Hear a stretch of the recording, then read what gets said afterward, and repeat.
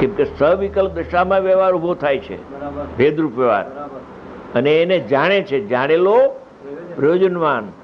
કોઈ કે નથી જાણતો તો ખોટો, અને આત્માનું જ્ઞાન એમ જાણે છે તો ખોટો. શું કહ્યું? નથી જાણતો તોય ખોટો, અને આત્માનું જાણે છે તોય. વ્યવહારને જાણતો જ નથી એમ કોઈ કે ઉડાડે, 12મી ગાથાને ઉડાડે તો ખોટો છે, અને અતિન્દ્રિય જ્ઞાન એને જાણે છે તો ખોટો છે. એને ઇન્દ્રિય જ્ઞાન જાણે છે, બુદ્ધિનો વિષય છે, મનનો વિષય છે, 5 ઇન્દ્રિયનો વિષય નથી.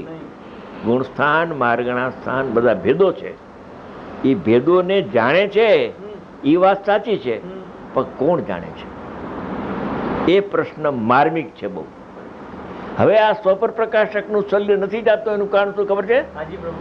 કે આત્માને આત્મજ્ઞાન પ્રગટ નથી હોતું. ઇન્દ્રિય એ અતિન્દ્રિય જ્ઞાન આત્માને જાણે અને પરને જાણે. લોકાલોકને જાણે છે ને અતિન્દ્રિય જ્ઞાન. મૂકે લોકાલોકનો અહીંયા, એને અહીંયા કેવળ જ્ઞાન મૂકે આડું મારી સામે, કે કેવળ જ્ઞાન થઈ ગયા પછી તો જાણે છે ને પરને વ્યવહારે જાણે છે ને. ત્યાં તો ઇન્દ્રિય જ્ઞાન તો એને નથી. તો તમે શું કરશો? પ્રશ્ન તો ઉઠે, પ્રશ્ન બધા ઉઠે, અને બધા પ્રશ્નો જવાબ છે નથી. ના એ કઈ જવાબ વિનાનું નથી કે ભાઈ